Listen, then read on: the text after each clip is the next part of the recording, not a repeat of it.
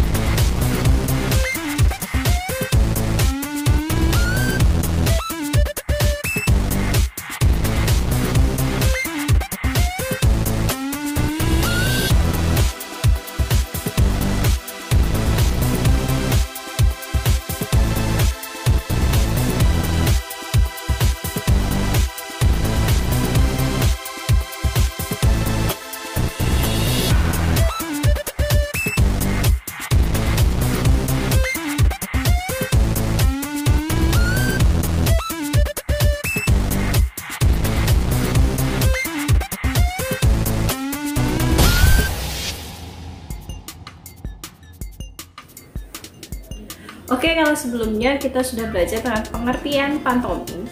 Nah, sekarang kita akan belajar tentang teknik dasar bermain pantomim.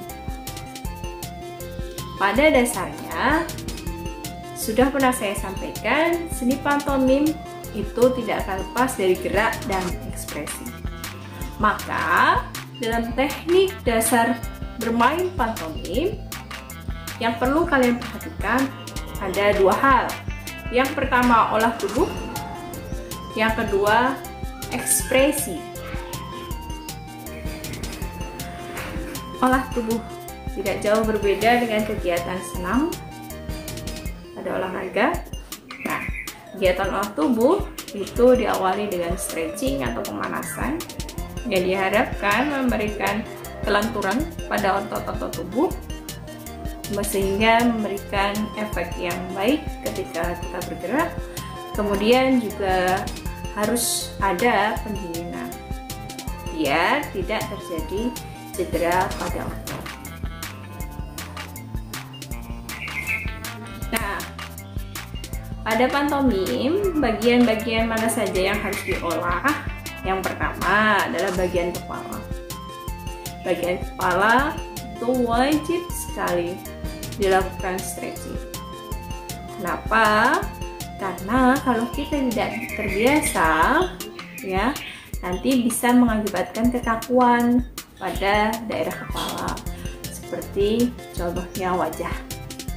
Ya, kalau kita tidak terbiasa dengan berbagai macam ekspresi, maka wajah kita akan kaget seperti itu. Bagian yang kedua yaitu bagian tangan. Kekuatan tangan pada pantomim sangat penting dalam melakukan gerakan-gerakan imajinatif.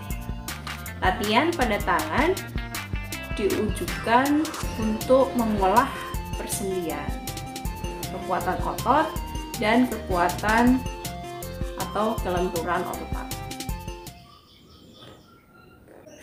Berikutnya bagian badan. Nah, bagian badan meliputi bagian perut, dada, punggung. Pengolahan ketiga bagian ini harus memiliki peran yang sangat penting. Jadi ini wajib dilakukan stretching atau olah tubuh. Kenapa? Karena efek sikap itu dapat dibaca dari gerak-gerak tubuh. Berikutnya bagian punggung. Ini juga penting karena berkaitan dengan fleksibilitas tubuh dalam bergerak. Sekali lagi, olah tubuh atau stretching, pemanasan itu dibutuhkan untuk seluruh persendian. Nah, yang terakhir adalah bagian kaki. Kenapa? Karena bagian kaki itu adalah salah satu tumpuan terpenting dalam tubuh. Oke. Kalau kaki tidak pernah dilatih, misalnya kita harus berdiri seolah menjadi patung dalam waktu yang cukup lama. Kalau tidak pernah dilatih, maka kaki akan gemetar dan justru terjatuh. Itulah pentingnya berlatih atau membiasakan kaki sehingga lebih kokoh. Nah, setelah dilakukan pemanasan atau stretching, seorang pelaku pantomim harus melakukan pembiasaan ya, berupa gerak-gerak staccato atau gerak patah-patah ya, dan juga gerak legato atau gerak mengalir. Nah, sehingga dia terbiasa dengan gerak-gerak dalam kehidupan sehari-hari. Kemudian dalam dunia pantomim ya, ketika kalian pemanasan, kalian juga perlu ya mengibaratkan diri kalian seperti rumput atau ilalang.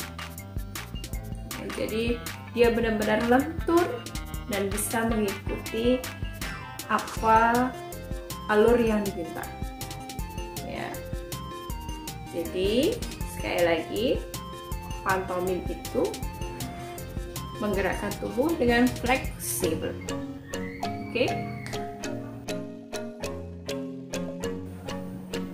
Oke, berikutnya berkaitan dengan bentuk-bentuk penampilan pantomim. Bentuk-bentuk penampilan pantomim itu ada 3: bentuk tunggal, berpasangan, dan kelompok.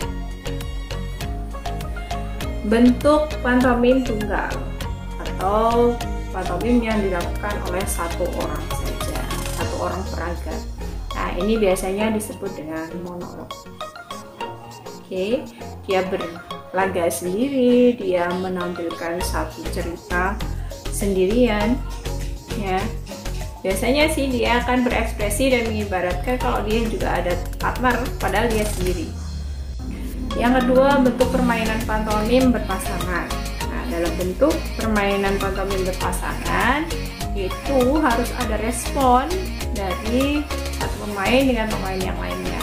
Jadi tidak bisa dengan fokusnya masing-masing, tidak bisa, tapi tetap saling berinteraksi. Sehingga menghasilkan satu adegan yang lucu ya, dan lebih menarik. Yang terakhir itu berkaitan dengan bentuk penampilan kelompok. Ya, penampilan kelompok itu dilakukan oleh banyak orang tentunya. Dimana ketika banyak orang ini berkelompok, biasanya yang sering dilakukan adalah menirukan gerak-gerak hewan. Ya, seperti bebek, ayam. Tapi juga tidak menutup kemungkinan untuk menirukan gerak-gerak manusia dalam satu simulasi. Ya, biasanya ada aktivitas interaksi yang aktif, yang menarik dan elegan pun itu.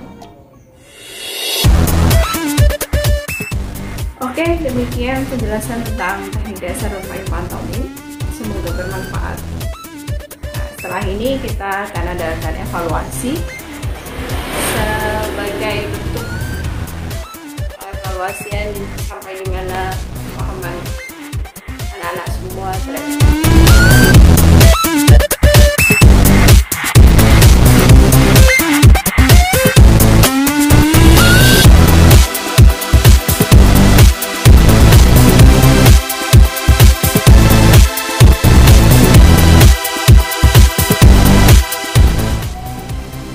Baik, terima kasih. Sampai berjumpa lagi. Tetap semangat, sehat, belajar, dan tidak lelah untuk terus berikhtiar. Terima kasih. Assalamualaikum warahmatullahi wabarakatuh.